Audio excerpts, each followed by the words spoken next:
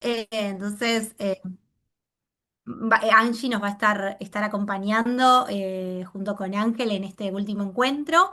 Y antes de presentar a Angie y ya dejarla a ella, les quiero comentar a todos que cuando terminemos este ciclo, junto con el equipo de ICAE y cada uno de los referentes que fueron parte de las distintas charlas y también Valeria, vamos a estar armando un cuadernillo donde vamos a sintetizar todo lo que se abordó en estos encuentros y lo vamos a estar compartiendo con todos una vez que tengamos todo el material terminado. Y también aquellos que estén interesados en revisar o revivir o volver a ver las charlas, sepan que todas las grabaciones las subimos al canal de YouTube del equipo de innovación y calidad educativa.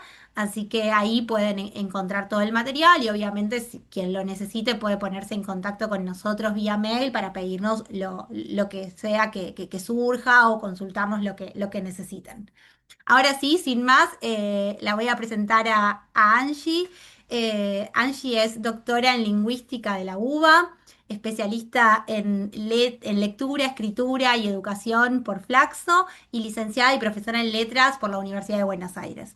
Es docente de nivel medio y nivel superior en distintas instituciones y actualmente investiga la escritura desde una perspectiva psicolingüística y en particular el modo de poder mejorar las habilidades de producción textual de estudiantes de escuela secundaria. Es un placer para nosotros, bueno, haberte tenido ya en la charla pasada, Angie, y tenerte hoy moderando y acompañando a Ángel en esta charla tan importante. Hola, muy buenas tardes para todos. Gracias, Lau, por la presentación.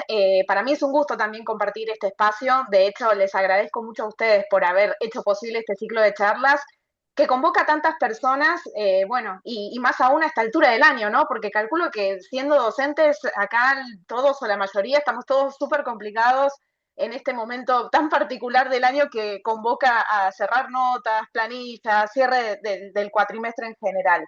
Así que muchas gracias a ustedes y bueno, y a todos los que nos acompañan hoy.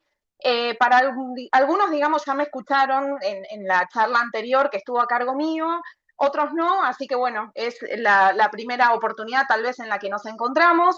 Yo voy a estar moderando un poco esta charla, ahora les voy a presentar a continuación formalmente a Ángel, que es quien nos va a hablar hoy de dislexia en la universidad, cuando las palabras juegan a las escondidas.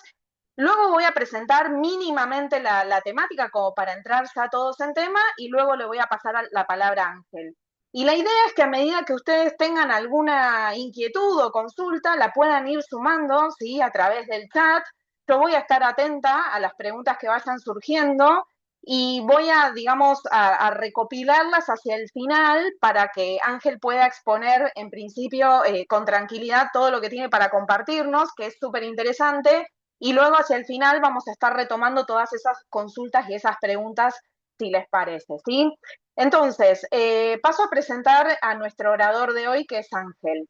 Luis Ángel Roldán es doctor, licenciado y profesor en psicología por la Universidad Nacional de La Plata. Completó el programa de actualización en métodos estadísticos aplicados a la investigación en psicología en la Universidad de Buenos Aires y es investigador asistente del Consejo Nacional de Investigaciones Científicas y Técnicas, es decir, el CONICET.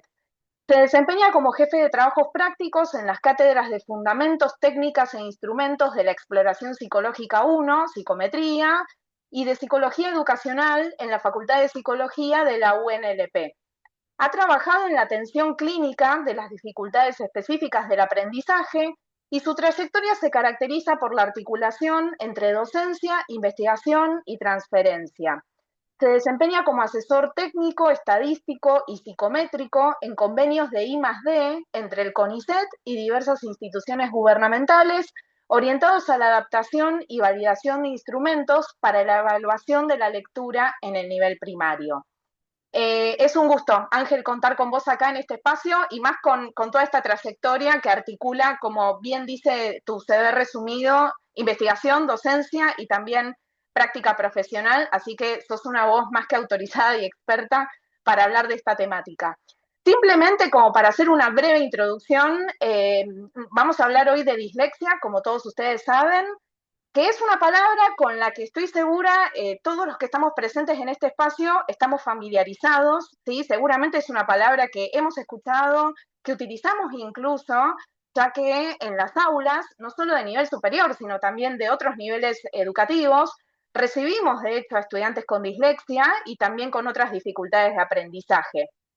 Etimológicamente, dislexia viene del griego y quiere decir algo así como dificultad o alteración en las palabras, en el lenguaje.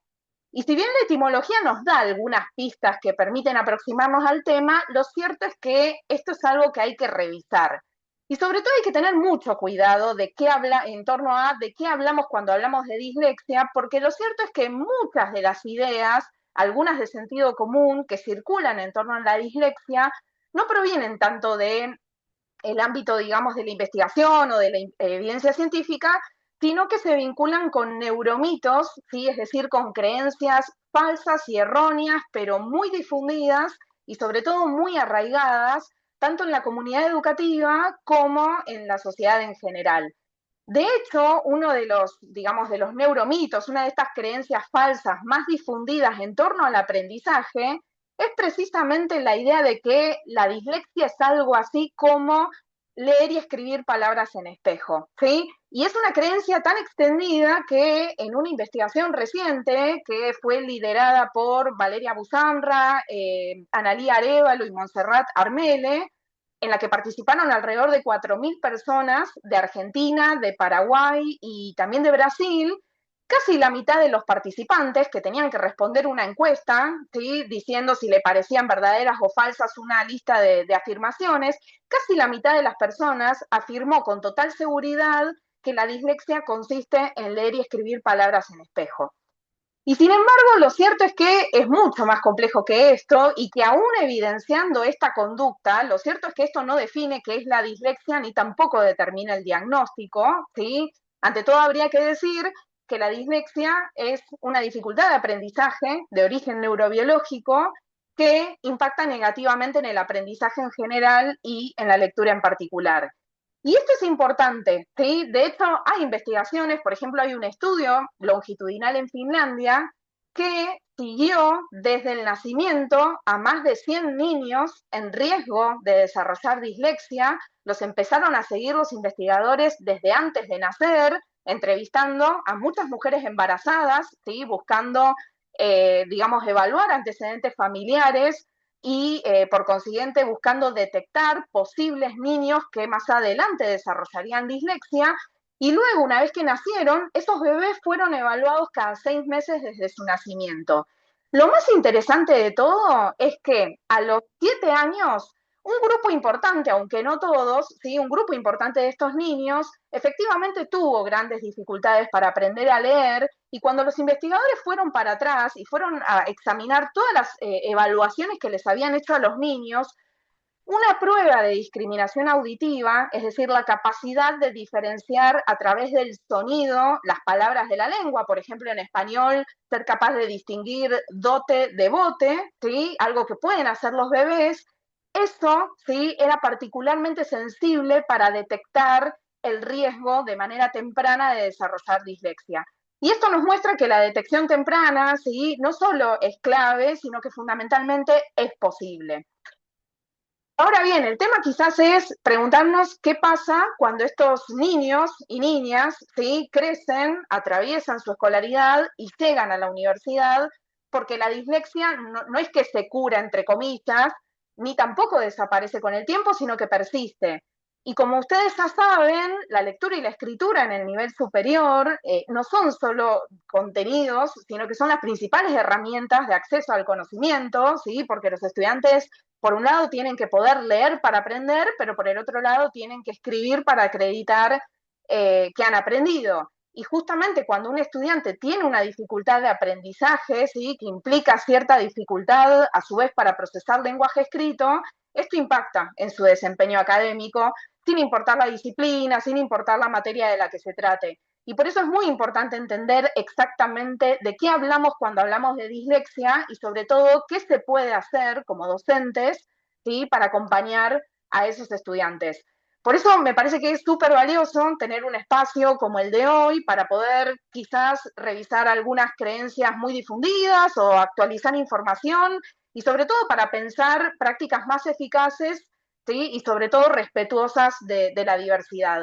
Así que sin más, los dejo con Ángel y espero que disfruten mucho y que aprovechen también todo lo que él va a compartirnos a continuación. Todo tuyo, Ángel. Bueno, muchas gracias, Laura, Angie, por la presentación. Gracias a todos por el espacio, por estar acá. Es cierto que noviembre es muy duro para los docentes de todos los niveles, así que bueno, nada, agradecer el esfuerzo. Yo voy a arrancar por acá. Como decía Angie, yo soy psicólogo de formación, ¿sí? Y hay bueno, si están escuchando a mi perro, sepan que no lo puedo controlar, así que está escuchando ladridos afuera y está enloquecido.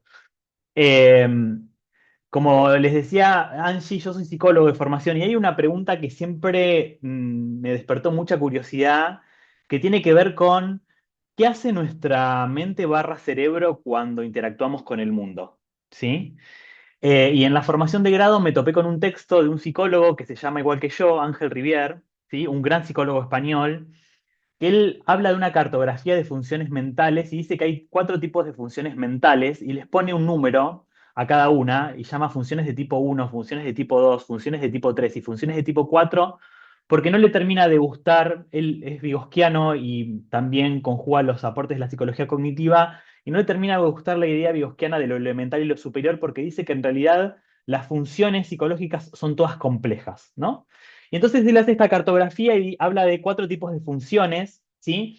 Que tienen diferentes características. Dice, por ejemplo, que un buen ejemplo de la función de tipo 1 es la percepción que hace nuestro ojo del brillo, ¿sí? O, por ejemplo, de las formas, que es una operación cognitiva muy compleja, ¿sí? Que compartimos con el resto de los animales y que necesita una mínima interacción para desarrollarse, ¿sí? Hay otro tipo de funciones, como las funciones de tipo 2 que ya son un poco más complejas, que implican una interacción con objetos físicos que también compartimos con animales, y ahí él sitúa, por ejemplo, la clásica noción de objeto.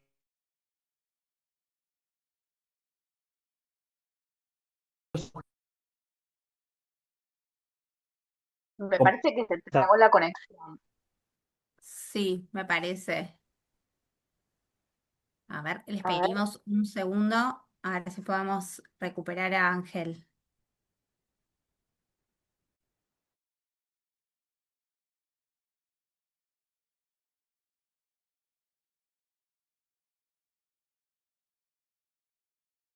A ver, ahí creo que Ahí volví. creo que volvió, ¿puede ser?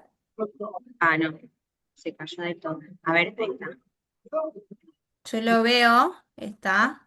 Ángel, no sé si nos escuchás. Yo lo veo, Ahí volví, perdón, ¿me fui yo? Sí, Sí, Sí, sí, Ok, vuelvo. sí, volvé dale, si querés un perfecto. poquito para atrás. ¿Están viendo mi pantalla? ahora sí. A ver, Sí. esperen. Bueno, bien, les decía que entonces, digamos, hay distintos tipos de funciones. Esas funciones, digamos, necesitan, digamos, para desarrollarse, lo vamos a decir en criollo y simplificando, en el combo para que se desarrollen o más genética o más carga biológica o más ambiente, ¿no?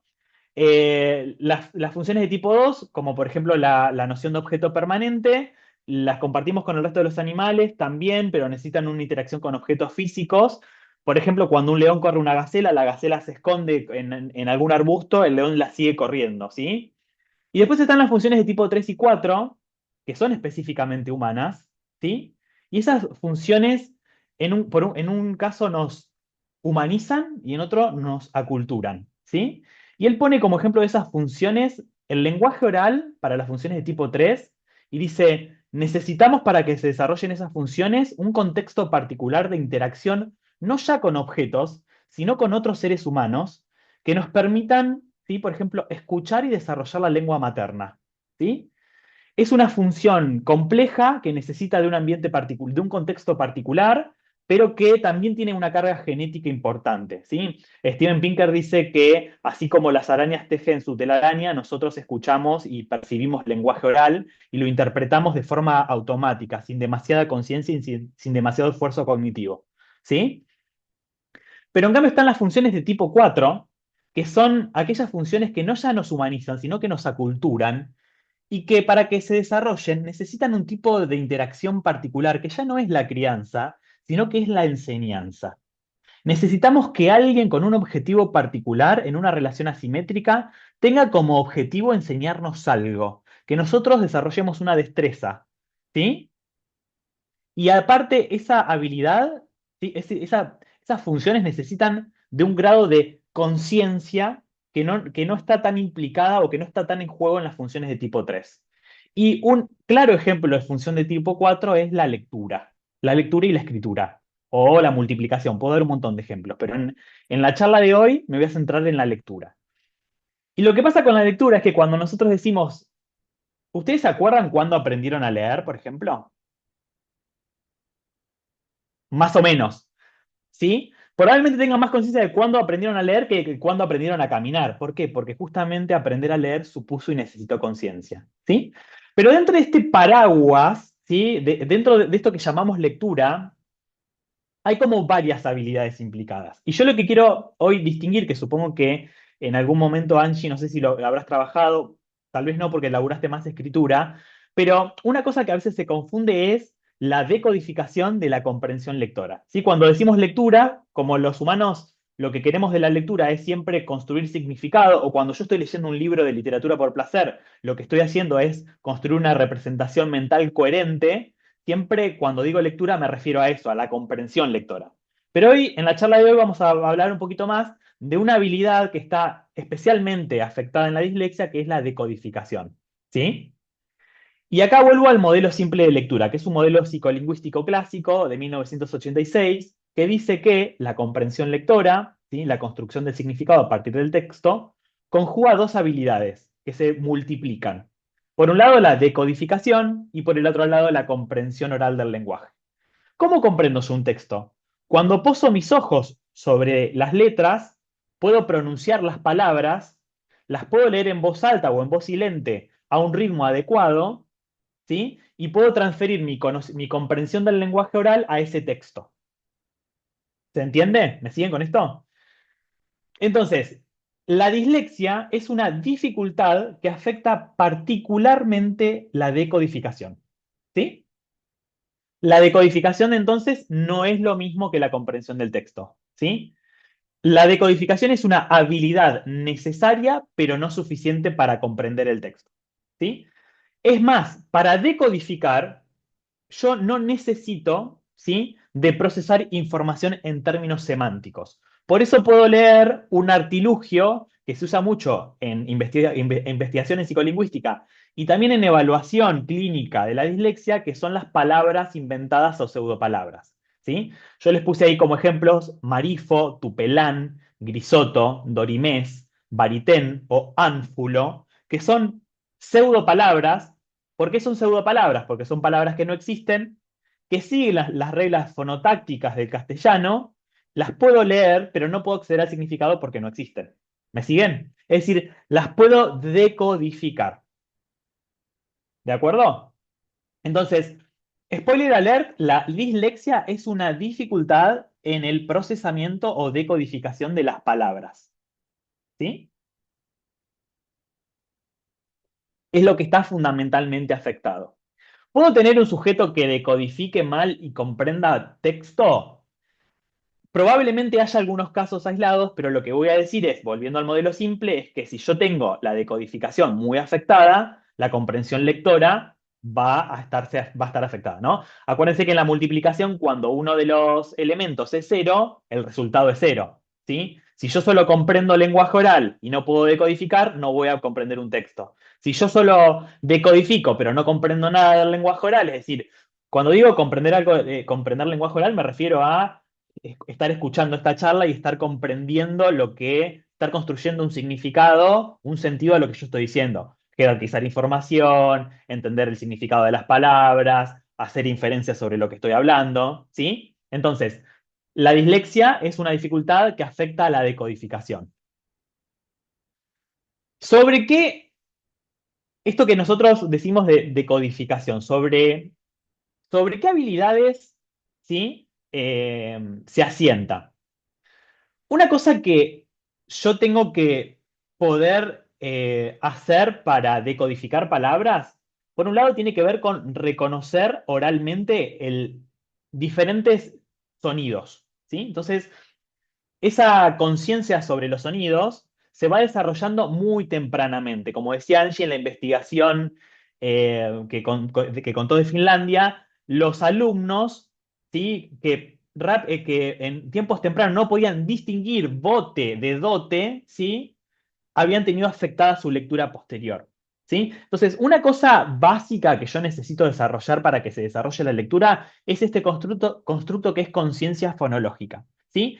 La conciencia fonológica es la capacidad de mi cerebro de prestar atención a diferentes niveles de los sonidos del lenguaje. ¿Sí? No del significado, sino del sonido. ¿Sí?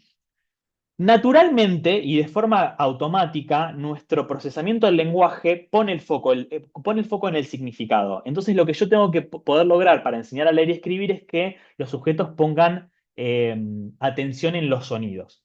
Un tipo particular de conciencia fonológica que es fundamental para aprender a leer y escribir en castellano es el de la conciencia fonémica. Es decir, esa habilidad que yo tengo para manipular del lenguaje oral aquellos trocitos aquellos soniditos que forman las palabras, que son los fonemas, que me hacen segmentar, por ejemplo, pato en u, a, t, o, ¿sí? Que me permiten a mí segmentar la cadena hablada en esos pequeños soniditos. Lo que tengo que hacer también es conocer bien las letras, todas las letras del abecedario, y tengo que entender cómo se corresponden esos sonidos que yo puedo aislar del lenguaje oral con esas letras, esas reglas de correspondencia, que en el caso del castellano sigue una regla particular, ¿sí? Lo que decimos nosotros es que el castellano es un idioma de tipo transparente porque la correspondencia entre grafemas y fonemas es casi biunívoca, ¿sí? Hay, en cambio, por ejemplo, en el inglés es más complejo porque una letra puede representar mucho más que un fonema en muchos casos. ¿Se entiende? Entonces, la decodificación, ¿sí? Se asienta sobre estas tres grandes habilidades que son la conciencia fonológica, el conocimiento de las letras y las reglas de correspondencia. Vamos a algunas definiciones de la dislexia. Hay muchas definiciones. Esas definiciones a veces no siempre son claras, ¿sí? A veces prestan a confusión. Yo hoy lo que traté de hacer, sí, es tomar una definición histórica que a mí me parece muy clara, que es del 2020, y una muy actualizada que la Asociación Internacional de Dislexia acaba de sacar, que vamos a tratar de desmenuzarla un poquito y vamos a tratar de ver cómo nos ayuda hoy a pensar las intervenciones en el ámbito universitario, en el nivel universitario, que es en última instancia para lo que estamos hoy acá. Snowden y Hume y Nation que son investigadores británicos en la temática, en el 2020, ahora sacaron un nuevo paper del 2025 que actualiza la definición, pero a mí me gusta esta porque de alguna manera ordena un poco el campo. Dice que la dislexia es una dificultad para aprender a decodificar palabras. ¿De acuerdo? ¿Sí? Es una dificultad para poder hacer esto que hice yo hoy con las pseudopalabras, que es posar mis ojos, ¿sí? Asignarle un fonema a cada de esos grafemas, ensamblarlos y pronunciarlos y decir marifo, ¿sí? Es una dificultad específica entonces para decodificar palabras. El DSM-5 clasifica la dislexia como una forma de trastorno del neurodesarrollo. ¿Qué quiere decir eso? Que para que un sujeto con dislexia se comporte de la forma que se comporta, tiene que pasar a lo largo de un trayecto vital, y que ese trayecto vital va a hacer que una dislexia, si bien por supuesto que hay ciertas manifestaciones estándar, ¿sí? La presentación de un disléxico no necesariamente es igual a otro disléxico, ¿sí? Esto es importante. Dice, los trastornos del neurodesarrollo son condiciones hereditarias, de por vida y de aparición temprana, ¿sí? No es algo que se cure, es una condición, ¿sí? En consecuencia, ahora vamos a ver un poquito más adelante, el paradigma del modelo social de la discapacidad nos va a dar muchas orientaciones de cómo adaptar los contextos para poder para que los sujetos puedan sortear las barreras y participar de situaciones educativas. Durante muchos años, y esto también es un mito, como decía Angie, hay muchos neuromitos respecto de la dislexia. La investigación sobre la dislexia la conceptualizó como una dificultad de aprendizaje específica, lo que significaba que la misma no podía explicarse en términos de causas obvias, ¿no? Es decir, como problemas sensoriales o dificultades generales de aprendizaje, ¿sí? Siempre se dijo, históricamente, que la dislexia se presentaba en el contexto de un alto CI o una buena capacidad intelectual, ¿sí?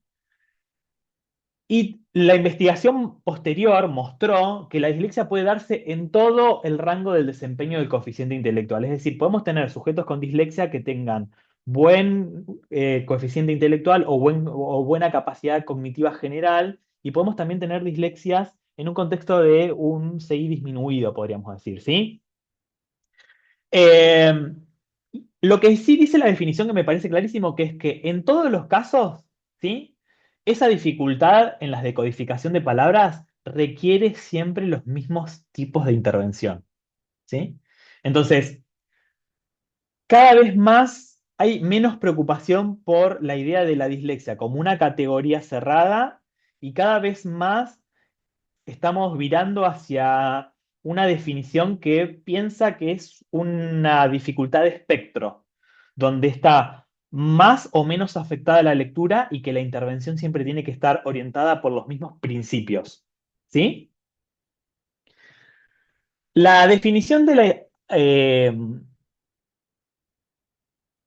Sociedad Internacional de Dislexia, la Asociación, perdón, Internacional de Dislexia, que es una definición muy reciente. El 24 de octubre esta asociación sacó esta nueva definición. Trata de cristalizar, si se quiere, algunos debates que se vienen teniendo en el mundo académico y de actualizar algunos aspectos, ¿sí? Entonces, dice, bueno, la dislexia es una dificultad específica de aprendizaje o del aprendizaje. ¿Qué quiere decir eso? Que un sujeto con dislexia es bueno aprendiendo otras cosas, básicamente. Cuando decimos que hay una dificultad específica es que afecta a un dominio de conocimiento, no afecta a a todos los dominios, ¿sí? Ese va a ser un punto fuerte para pensar después las intervenciones, ¿de acuerdo? Dice, caracterizada por problemas en la lectura de palabras y o en la ortografía, que afecta a la precisión, es decir, la capacidad de leer sin cometer errores, la velocidad o ambas, y cuya manifestación varía según la ortografía del idioma. ¿Qué quiere decir esto? Bueno, como les decía hoy, como el castellano es un idioma de tipo transparente, ¿sí? Es menos eh, habitual encontrar errores de precisión. Lo que encontramos en nuestros disléxicos es que nuestros disléxicos no cometen tantos errores cuando leen en voz alta, pero sí lo hacen de forma lenta, ¿sí? Está muy afectada la velocidad, ¿sí? Eso hace que, por supuesto, que si nosotros, no me quiero adelantar mucho, pero la lentitud es eh, un gran dato para pensar las intervenciones, ¿sí? Estas dificultades se sitúan a lo largo de un continuo de severidad, esto que les decía recién, y persisten incluso cuando la enseñanza resulta eficaz para los pares del individuo. ¿Qué quiere decir esto? Bueno, yo tengo 20 sujetos en un aula, 18 aprendieron bien y 2, por más que con mi método de enseñanza esos 18 aprenden bien, no aprenden. ¿Sí? Es decir, n- es resistente a la intervención, a la buena intervención pedagógica. ¿Sí? Las causas de la dislexia son complejas e implican una influencia de combinaciones de influencias genéticas, neurobiológicas y ambientales que interactúan a lo largo del desarrollo, ¿sí? Esta nueva definición trata de poner arriba de la mesa que no sé si es tan importante centrarme en las causas de la dislexia, sí tengo que estar más preocupado por intervenir, ¿sí? Tempranamente, intervenir en los dominios que están afectados. Sigue, perdón, es mucho texto, ¿sí? Yo sé que esto va en contra de las orientaciones pedagógicas que voy a dar después, pero no podía de ninguna manera acotar la definición de la Asociación Internacional. Dice, las dificultades que están como a la base son siempre el procesamiento fonológico. Esto que les decía recién, ¿sí? Esta habilidad de conciencia fonológica y el procesamiento fonológico, tal como dijo Angie en las investigaciones de Finlandia, están particularmente desafectadas en la dislexia, ¿sí? Pero el procesamiento generalmente de entrada, ¿sí? Dice, Y hay debilidades en el lenguaje oral, ¿sí? Que suelen anticipar los desafíos posteriores en la alfabetización. Esto es toda una novedad, ¿sí? Cada vez más la investigación está como enfocada en que podamos detectar lo antes posible esta dificultad. Y parece que hay como muchos indicadores del lenguaje oral que, porque ustedes me podrán decir, Ángel, ¿cómo podemos detectar tempranamente si los sujetos ingresan a la escolaridad a los 5 años? ¿Podemos hacerlo antes? Bueno, sí. Hay muchos datos que nos vienen diciendo que hay muchas dificultades en el procesamiento del lenguaje oral, sobre todo en el procesamiento fonológico del lenguaje oral, ¿sí? Que anticipan de alguna manera estas dificultades posteriores en el aprendizaje de la lectura y la escritura. ¿Sí? Entre las consecuencias secundarias se incluyen problemas de comprensión lectora. Ojo con esto. Yo hoy les dije que la dislexia afecta fundamentalmente la decodificación. Me está diciendo Ángel, pero ahora me está diciendo que la comprensión lectora está afectada. Y por supuesto, porque la decodificación está al servicio de la comprensión lectora. Pero eso no quiere decir que todas las personas que tengan dificultades de comprensión lectora tengan dislexia. Ojo con esto. ¿Sí? No sé, les pongo un ejemplo de la clínica médica. Si hay algún médico, seguramente voy a ser absolutamente impreciso. Pero muchas personas con diabetes, por ejemplo, tienen problemas en la piel, ¿sí? Ahora, que yo tenga problemas en la piel no hace que sea diabético. ¿Se entiende? Entonces, ojo con esto. Las consecuencias en la comprensión lectora son secundarias a estas dificultades de base de la decodificación de palabras, ¿sí? También acarrea toda una serie de consecuencias secundarias que tienen que ver con el desarrollo del lenguaje. ¿Por qué? Porque cuando los sujetos entramos a la escuela, la riqueza del lenguaje, ¿dónde está? En el lenguaje escrito, gente. ¿Sí? El otro día un amigo me decía, el hijo está aprendiendo a leer, ¿sí? Iban al supermercado y estaba en el carrito, ¿sí? Y entonces se da vuelta y le dice el nene, papá, ¿qué es una oferta? ¿Sí? La palabra oferta entra al repertorio léxico de ese sujeto a partir de que lo puede leer en un cartel. Entonces se desarrolla el lenguaje de una forma exponencial. Pero también del conocimiento del mundo, de la expresión escrita, y esto también Angie ahí podrá decir mucho, ¿sí? Muchos sujetos que tienen dislexia también tienen dificultades en la expresión escrita. Esto va a ser un dato central en las intervenciones que podamos hacer y por supuesto en el rendimiento académico general, que además va desarrollando a lo largo del tiempo, si no hay buenas intervenciones, toda una serie de síntomas psicológicos que tienen que ver con la ansiedad y la depresión en contextos académicos, en contextos laborales, que hay que estar muy atento y hay que intervenir, ¿sí? El bienestar psicológico y las oportunidades laborales también pueden verse afectadas. Dice, y aunque la identificación y la intervención específica son importantes en cualquier edad, ¿sí? El apoyo en lenguaje y alfabetización antes y durante los primeros años de la escolaridad resulta particularmente eficaz. ¿Sí? Y ustedes me podrán decir, Ángel, entonces, ¿cómo me estás diciendo que todos los cañones tienen que estar enfocados en el en el inicio del aprendizaje de la lectura y cómo estamos trabajando, ¿sí? En intervenciones en universitarios? Y bueno, porque más allá de si se haya hecho o no esa intervención específica y eficaz, como la dislexia es una condición que persiste, vamos a recibir a los estudiantes, ¿sí? En la universidad que tienen dislexia con esa condición y tenemos que poder, ¿sí? Atenderlos. Cuando hablamos de prevalencia, ¿sí? Este es otro gran debate, ¿sí? ¿Cuántas personas tienen? Porque vieron que otro neuromito es que, bueno, los niños no aprenden a leer en primero, segundo o tercero de primaria, la mitad son disléxicos. No. Probablemente ahí lo que esté fallando es tu método de enseñanza u otras condiciones que no puedas estar pudiendo diagnosticar, ¿sí? Lo que dice la investigación es que hace poco salió un estudio, un metaanálisis de Bonetier, en la revista argentina de Ciencias del Comportamiento, que lo que hizo fue analizar 16 estudios sobre dislexia en español y lo que encuentra es que hay una prevalencia global del 7,52% con un intervalo de confianza de entre el 5 y el 10%, ¿sí? Eso quiere decir que en un aula de 28 alumnos, 2 probablemente tengan dislexia, ¿sí? Aproximadamente.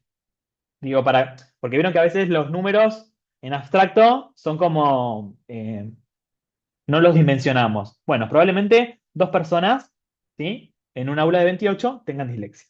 En consecuencia, nosotros tenemos que estar formados en todos los niveles los docentes para poder atender estos casos, ¿sí? Y ahí puse un dibujito. Ayer con las chicas revisamos el PPT, tenía muchísimo texto y traté de bajarle el lenguaje escrito a la presentación. ¿Cuáles son las?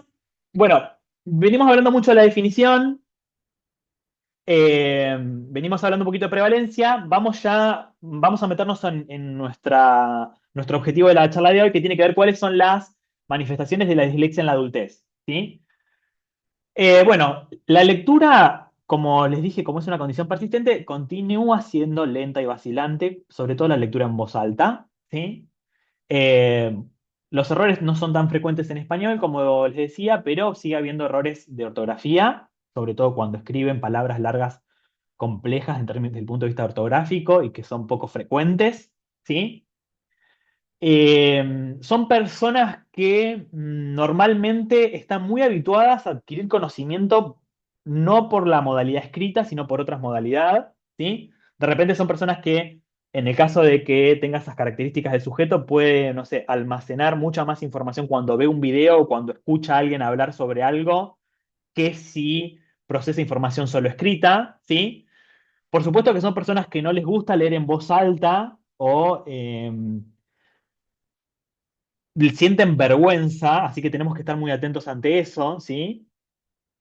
Eh, Tienen muchas dificultades para utilizar vocabulario académico, que muchas veces es morfológicamente muy complejo, ortográficamente muy complejo, que es difícil de decodificar.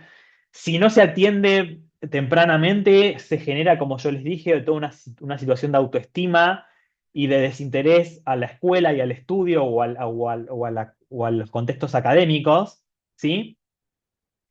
Por supuesto que como los exámenes mantienen y sostienen mucha información en formato escrito, tienden a evitar las situaciones de examen o las situaciones de examen les generan mucho estrés y ansiedad, ¿sí?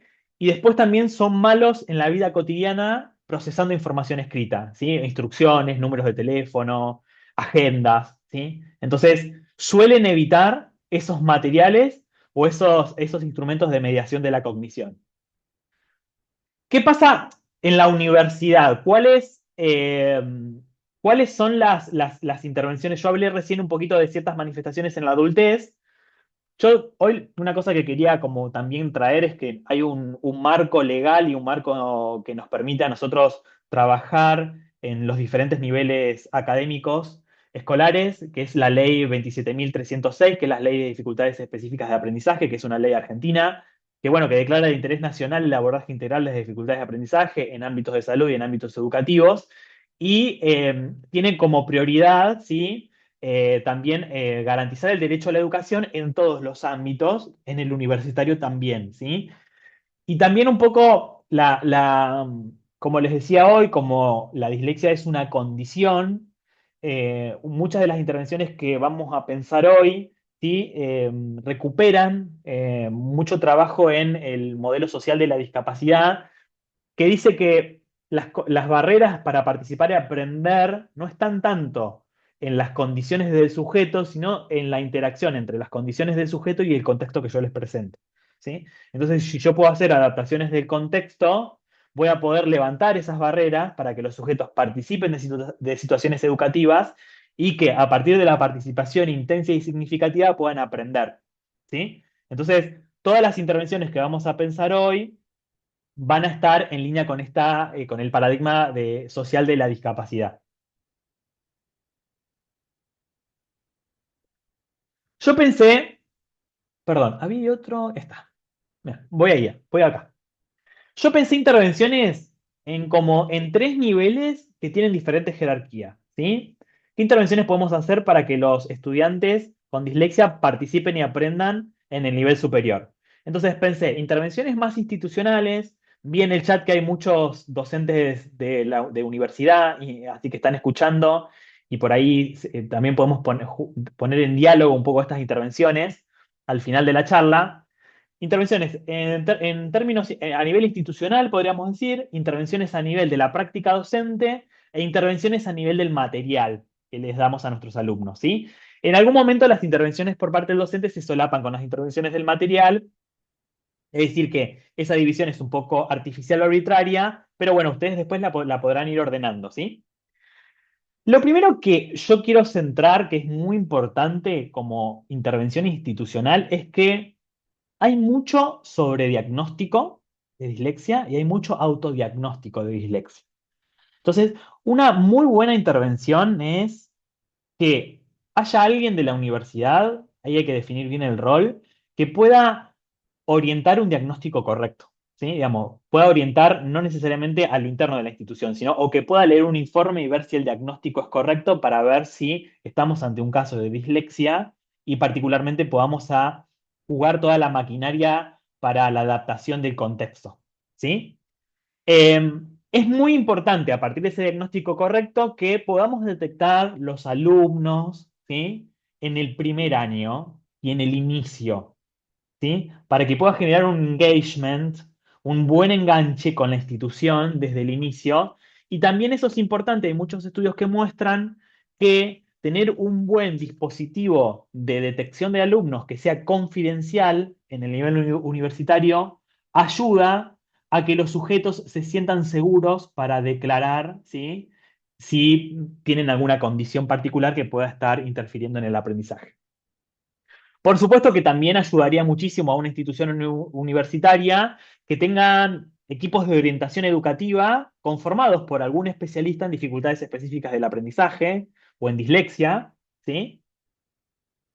También la figura del tutor está muy rescatada en algunos dispositivos exitosos, es decir, una figura intermedia que tal vez no sea un profesor o un profesional, sino que pueda ser, por ejemplo, un estudiante avanzado, que pueda conocer la condición del estudiante con dislexia y puede ir acompañando, ¿sí? Y adaptando algunas situaciones. Y por supuesto, ¿sí?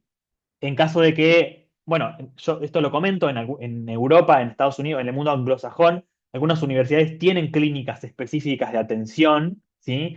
Esas clínicas, por ejemplo, presentan intervenciones rehabilitadoras en adultos con dislexia. Yo sé que en Argentina estamos un poco lejos de eso, pero también una cosa que se podría hacer es tener buenos convenios con instituciones de referencia que puedan en caso de que algún alumno lo necesite, alguna intervención rehabilitadora. Cuando digo intervención rehabilitadora, es que en muchos casos la intervención de entrenamiento en lectura en voz alta o en decodificación es posible y necesario, ¿sí?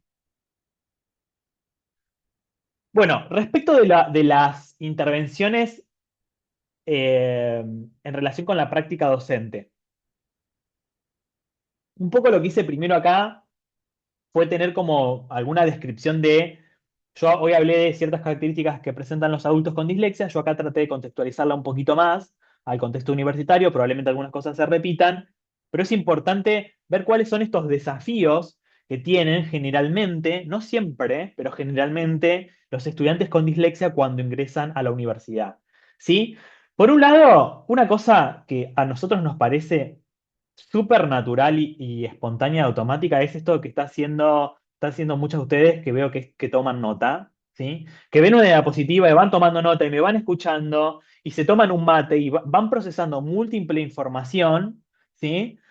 Yo, insisto, traté de que la diapositiva tenga poco texto, pero eso lleva mucho tiempo de procesamiento, ¿sí? Nosotros como somos la mayoría lectores normotípicos, ¿sí? Digo la mayoría porque probablemente pueda haber alguien que tenga dislexia en la sala, ¿sí? Procesamos información escrita de una forma automática, ¿sí? Posamos los ojos automáticamente, ¿sí? Las transcribimos, la mantenemos en nuestra memoria de trabajo. Bueno, eso no siempre podemos suponer que lo hace todo el mundo de la misma manera y a la misma velocidad. Tienen dificultades en tomar apuntes y en seguir diapositivas de clase, sobre todo si tienen mucho texto, ¿sí? Ahora después vamos a ver qué tipo de letra tenemos que usar también. Leer en voz alta, por supuesto que es un desafío, tratemos de no hacerlo. Y por supuesto, como digo, depende ahí un poco el engagement que tenga, perdón, la confianza que tengamos y el contexto que generemos, pero no es ideal que tengan como práctica súper instaurada que todos lean en voz alta, adelante de todos, ¿sí? Si sabemos que hay alguna condición particular. Sobre todo también hay dificultades, y esto en la universidad es muy común, con dar información o dar material de lectura en otra lengua, en una lengua 2, en inglés o en francés, depende de la universidad, ¿sí? También hay varias dificultades específicas en el aprendizaje de una segunda lengua, ¿sí? Sobre todo si es una lengua de ortografía compleja como el inglés, de ortografía opaca.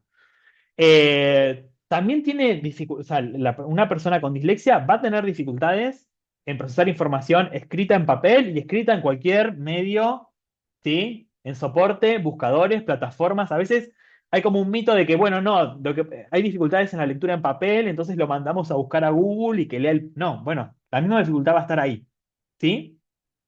Si no apoyamos, hoy la tecnología presta muchos apoyos, ahora los vamos a ver, que puede servir para andamiar los procesos de aprendizaje. Escribir textos largos y complejos, sin faltas de ortografía, también es un desafío. Planificar y organizar tareas con pasos secuenciales. Hay como un procesamiento temporal que a veces no está del todo automatizado.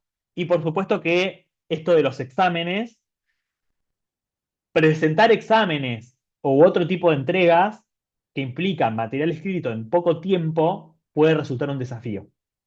¿Sí?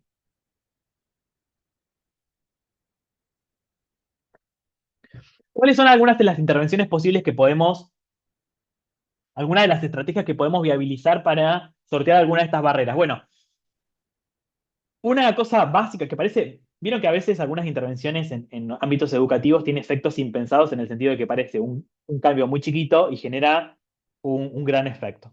Una cosa que podemos hacer es, bueno, planificar esto del tiempo extra para realizar exámenes, entregas y exámenes, ¿sí?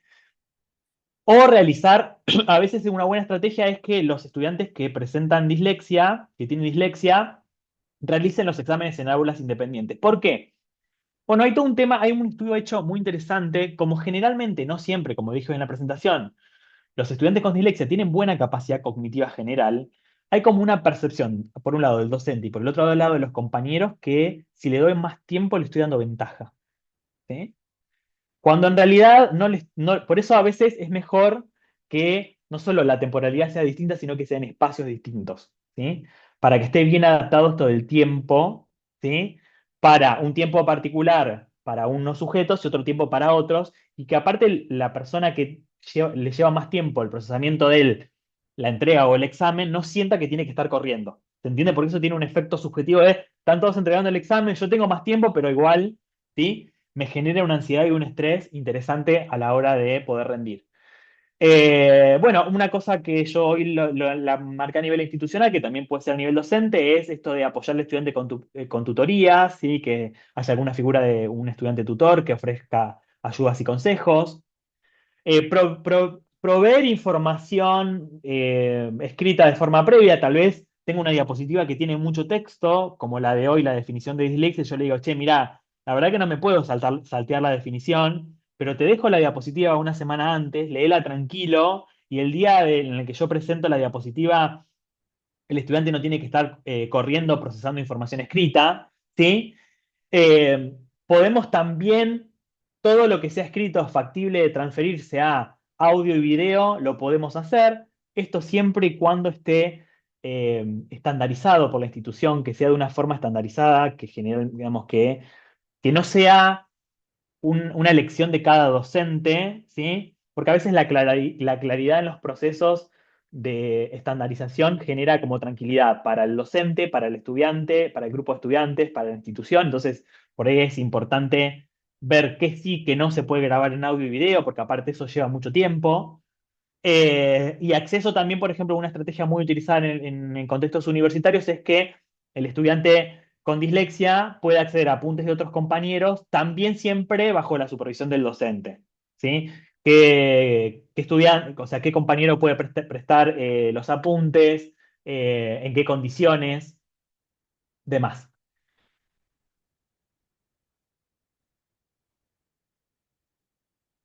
Bien, una cosa que podemos hacer también es que, bueno, esto hoy en día la mayoría de los exámenes se presentan, bueno, por ejemplo, evitar la entrega de exámenes con escritura a mano, por ejemplo, permitiéndole que presente los exámenes con correctores de ortografía automáticos, ¿sí?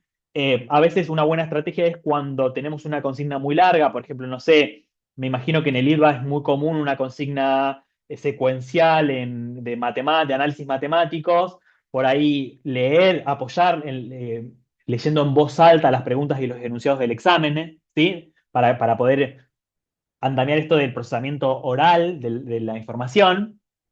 También se pueden tomar exámenes orales, perdón, en vez de escritos, ¿sí? Eso también tiene que hacerse bajo estandarización de un procedimiento, ¿sí? Dar permiso para el uso de programas de conversión de voz. Hoy en día hay muchos, ¿sí? Que lo que hacen es leer el texto en voz alta, entonces el estudiante puede ir siguiendo la lectura mientras va escuchando la lectura en voz alta, ¿sí? Y provisión de los textos en fuentes adaptadas. Que acá hay todo un debate. Con fuentes adaptadas me refiero al tipo de letra, básicamente. Acá hay todo un debate. No hay como una investigación súper concluyente, ¿sí? Sobre qué tipo de letra es como beneficiosa completamente en el caso de la dislexia, pero sí es cierto que la investigación muestra que, por ejemplo, Arial y Calibri, que es el tipo de letra en el que hice esta presentación, que tiene menos serifas o menos patitas como Georgia o Times New Roman, ayuda o beneficia el procesamiento. Son más simples de codificar, ¿sí? Entonces, es preferible que siempre el material esté en esa fuente, ¿sí? Con un interlineado doble y, si es posible, aumentando el espacio entre las palabras, de las letras de las palabras y a veces entre las palabras, ¿sí? Esta intervención, como les dije, se posa, ¿sí? Sobre la intervención docente. Y acá les hice esta diagramación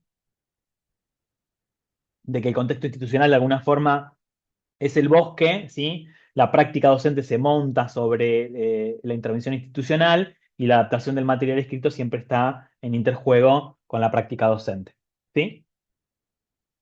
Bueno, conversamos. Muchas gracias.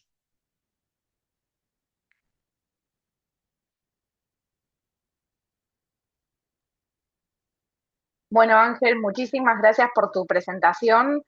Creo que en el recorrido que armaste, donde finalmente lograste incluir mucho menos texto del que originalmente estaba en las diapositivas que nos habías mostrado en el detrás de escena de la charla, la verdad es que fuiste recorriendo nociones y conceptos que son claves en esta temática y además fuiste súper claro.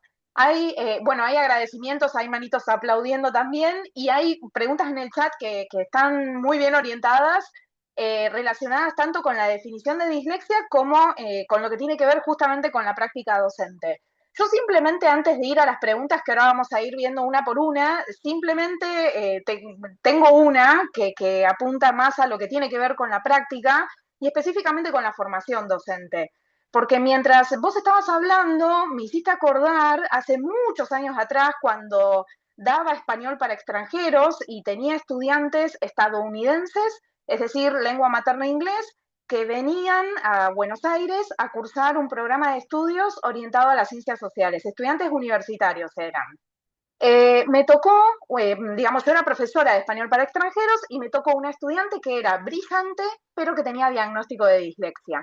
Yo en ese momento, no sé si por mi falta de experticia docente, yo, sin embargo, hacía varios años que trabajaba como docente en nivel secundario y nunca me habían dado tantas recomendaciones de manera tan puntillosa para trabajar con esta chica, con la particularidad de que ella leía y escribía en español, pero para ella el español era una lengua completamente extranjera.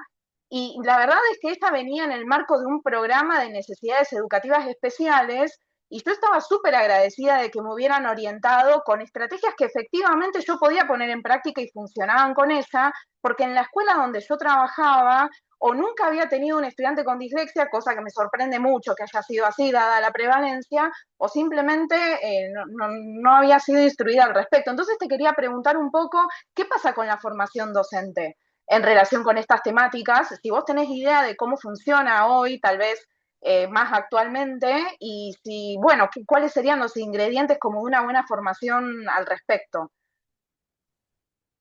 Bueno, qué pregunta, Angie. Está muy bien. La pregunta podría responderte como de muchas formas. Voy a ir por una, ¿sí?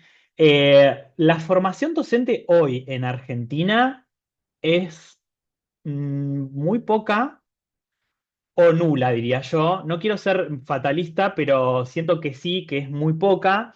Yo di clases mucho tiempo en formación docente en provincia de Buenos Aires, en institutos de formación docente, y tanto para educación inicial como para educación primaria, te diría que si buscas la palabra dislexia en el plan de estudios o en alguno de los programas, no la vas a encontrar, ¿sí?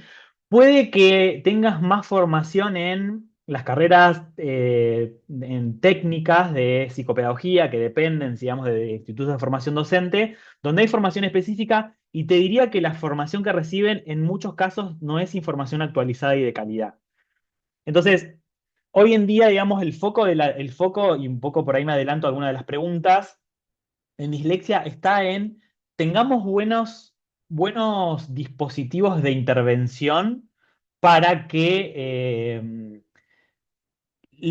tengamos un diagnóstico certero de dislexia a partir de de la mala respuesta a la intervención de métodos basados en evidencia, ¿sí? Y eso también es problemático en Argentina, en el caso de Argentina, no me estoy refiriendo a tu alumna estadounidense, porque hoy en día los métodos de enseñanza de la lectura, que fundamentalmente lo que dice la investigación es que tienen que enseñar estos componentes que yo hoy les contaba de la decodificación, que son la conciencia fonológica, la conciencia fonémica, el conocimiento de las letras y las reglas de correspondencia, digamos, no está como muy, salvo en algunos territorios, no está como muy instalada. Entonces te diría, la respuesta corta sería que la formación, hoy tenemos un gran desafío en Argentina en formación docente en el campo de la dislexia. Ni hablar otros niveles, digamos, si volvemos a la definición como más rigurosa o más asentada o que tiene más consenso, podríamos decir que el docente de nivel inicial y el docente de nivel primario tendría que ser el más formado en dislexia. Yo te diría hoy que estamos como muy lejos de eso, ni hablar de los docentes de escuela secundaria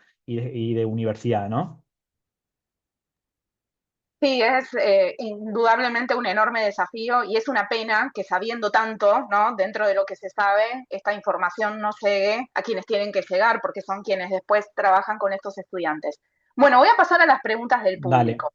Voy a juntar dos que me parecen que son muy buenas preguntas. Por un lado, Gabriela te pregunta si la dislexia es de números y letras, ¿sí? Y por el otro lado, Jorge pregunta si una persona con dislexia puede confundir conceptos opuestos como izquierda-derecha, mayor, menor, verdadero, falso.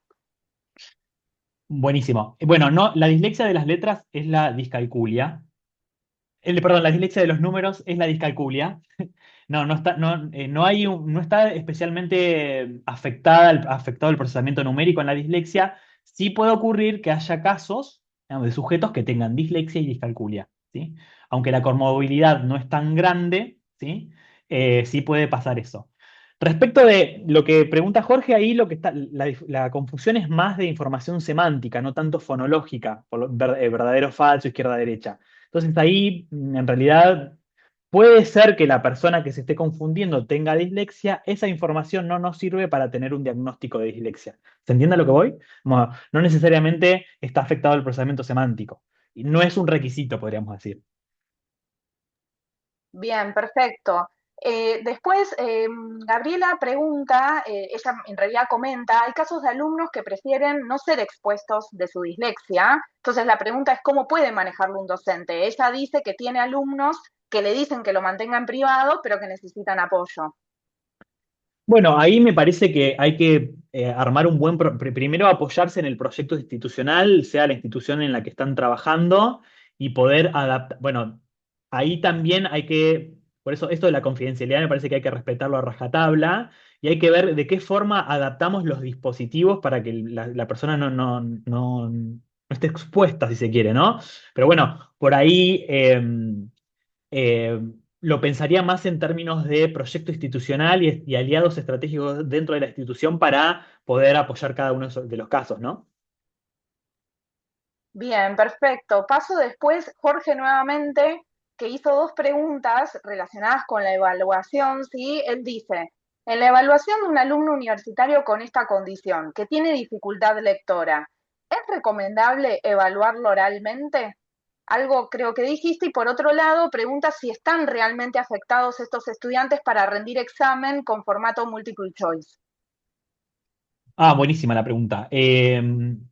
Siempre que, a ver, el gran desafío ahí es, bueno, ¿cómo logramos transmitir los mismos conocimientos? Porque transmitir los mismos conocimientos es un derecho de aquella persona que tiene esta dificultad específica. Y si yo a veces en el formato no estoy perdiéndome algo de eso, ¿sí? Si yo puedo adaptar siempre el formato, es decir, puedo tomar un examen oral y lo voy a evaluar, voy a tener que pensar el examen, no es que yo le leo las preguntas escritas, sino que tengo que pensar un examen particular que busque a través de una modalidad oral poder captar el aprendizaje de ese sujeto en todo su esplendor, podríamos decirlo.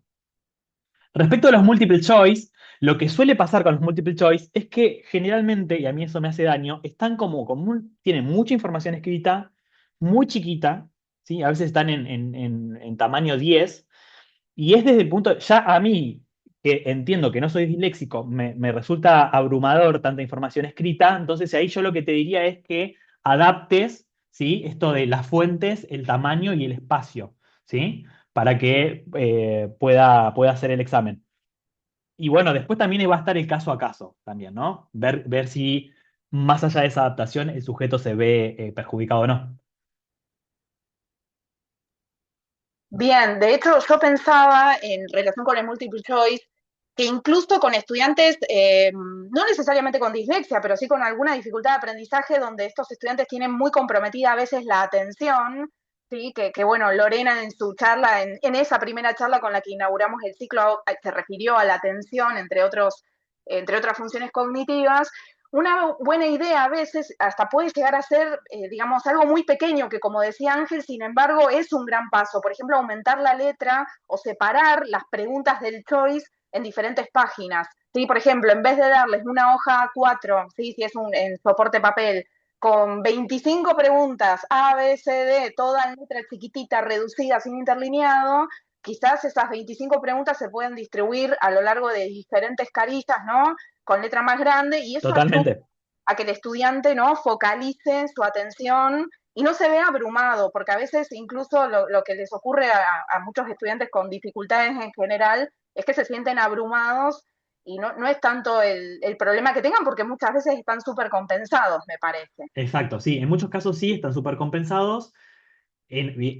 A ver, lo que pasa es que siempre esa compensación tiene un costo extra que a veces está invisibilizado en el proceso, entonces si nosotros tenemos información del diagnóstico, también podemos tener más riqueza del proceso de aprendizaje del alumno, ¿no? Podemos diagnosticar con más riqueza el proceso de aprendizaje. Bien, bueno, después hay preguntas que están muy buenas en relación con la intervención y más que nada lo que tiene que ver con la enseñanza, ¿no? Ujú. Pablo, por un lado, justamente dice, el paso previo a la evaluación, seguramente el material de estudio debe estar diferenciado. Vos te referiste en tu presentación a estas cuestiones, pero por si querés ampliar algo más, él pregunta, pide, mejor dicho, tips para apuntes o tipo de slides para las clases y que sean de ayuda a alumnos con dislexia. Bien. Bueno, ahí es clave esto que yo les decía, las letras como por ejemplo les dije hoy, Calibrí o Arial, que no tienen serifas. Serifas es el nombre técnico, pero yo para traducirlo son estas patitas. ¿Vieron, por ejemplo, no sé, a ver, les voy a mostrar. En Mariposa, ¿vieron que la Times New Roman tiene la M termina así en todos los palitos? Bueno, es información que nosotros procesamos perfecto, pero es muy distractora. Entonces, usamos siempre Arial o Calibrí, por ejemplo, para dar ejemplos.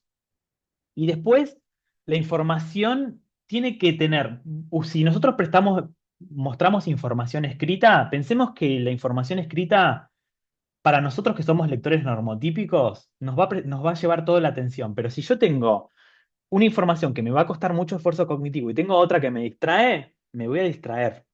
Me va a pasar eso, ¿sí? Entonces, digamos, poco texto, ¿sí? Si pongo texto en el slide, no pondría mucha distracción, porque, ¿se entiende? Porque si no, el sujeto va a tener como mucha información distractora y a la vez va a tener muchos desafíos para procesar esa slide. Entonces, esas son buenas estrategias. Yo, si quieren, les puedo pasar, hay un paper que salió hace poquito, que lo cité en la presentación, que es una revisión en la revista de Logopedia de España, una revisión sobre algunas recomendaciones sobre las que yo me basé para armar esta presentación, que es de acceso abierto ese paper. Yo se los puedo, a través de las chicas de ICAE, puedo hacerles llegar ese paper junto con la guía que van a armar, ¿sí? Que por ahí puede estar interesante para que ustedes adapten. A ver, la docencia, gente, tiene, ya lo saben, tiene algo de artesanal, de que más allá de algunas guías u orientaciones, después vamos a tener que hacer un arreglo particular para poder hacer adaptaciones, ¿sí? ¿Cuál era la otra pregunta? Perdón. Los tips que te preguntaba para los apuntes y los tipos de slides para las clases y que sean de ayuda para alumnos con dislexia. Ahí, Bueno, sí, bueno, los tips un poco van en la línea con lo que dije recién de las presentaciones. Y la otra pregunta, perdón, ¿no había una de métodos también? Perdón, ¿la dijiste? ¿Métodos de la vi. enseñanza? No. Sí, no, no, había una, no es de Pablo. Pablo, ahí estoy viendo que más abajo en el chat, a partir de lo que vos señalabas, decía recomendaciones como que los docentes, digamos, faciliten las diapositivas con Sí, anticipación, que estén escritos con letra Arial y demás. sí. Hay una pregunta de Sabino que dice, o mejor dicho, un comentario, por si querés agregar algo que me parece que está muy bueno. Dice que el método de didáctica inversa a nivel universitario ha presentado excelentes resultados. Todos los alumnos exponen en todas las clases las diferentes temáticas planteadas de acuerdo a una guía propuesta. Y el avance logrado en un año de clases es extraordinario. ¿Qué te Bueno, parece en buenísimo, relación con buenísimo. No dislexia? lo conozco para investigar, me parece que está bueno. Hay mucha investigación ahora. Eh, a ver, lo que pasa un poco es que está desbalanceada la investigación en estudiantes universitarios porque están todos los cañones, como les decía hoy, puestos en la intervención temprana. Me parece que está buenísimo que empecemos a indagar métodos eh, que pueden resultar útiles. Me quedaba pensando en esta pregunta anterior también sobre el material. Aquel material toda actividad que nosotros vayamos a plantear en el aula que suponga mucho procesamiento de texto escrito, tenemos que tener en la cabeza que el estudiante va a necesitar más tiempo y todo lo que le podamos anticipar, se lo vamos a anticipar. ¿Se entiende? Esa es una guía, bueno, va a necesitar más tiempo, ¿sí? Para la entrega, para planificarlo, para secuenciar todas estas tareas que va a tener que hacer. Y si yo voy a presentar una clase fundamental en la que voy a, no sé, presentar un teorema en el que tiene un montón de texto, se lo mando una semana antes para que él pueda leerlo tranquilo, él o ella pueda leerlo tranquilo.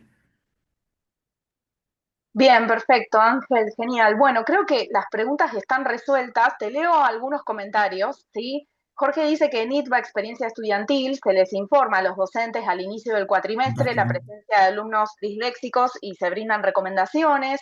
También está presente Sofía en esta charla, donde ella agradece por la charla, dice que es una de las psicólogas del área de bienestar estudiantil del ITBA. Desde nuestro equipo, dice, brindamos acompañamiento a los estudiantes con dislexia y otras necesidades educativas específicas y funcionamos como intermediarios con las cátedras de las materias que cursan. Y dice que es muy útil toda la información brindada hoy para seguir pensando en estrategias. Fantástico. María dice, como recomendación a todos, en especial docentes ITBA, si detectan alumnos con dislexia, los pueden derivar a bienestar estudiantil, así deja en el chat la dirección de mail. Con los alumnos que nos presentan certificados de sus profesionales con sugerencias de adecuaciones, el equipo de tutorías las evalúa, hacemos entrevistas, les pedimos autorización al alumno para compartir con sus docentes y nosotros le pasamos la información a cada cátedra. Alberto te dice excelente la charla. Considerando la alta prevalencia, ¿no sería útil hacer las adaptaciones, una rutina normal en las clases y exámenes de tal forma de evitar la diferenciación, la exposición, etcétera? Obviamente que sea posible. Y luego veo que hay dos comentarios más en el chat, ya vamos a ir cerrando.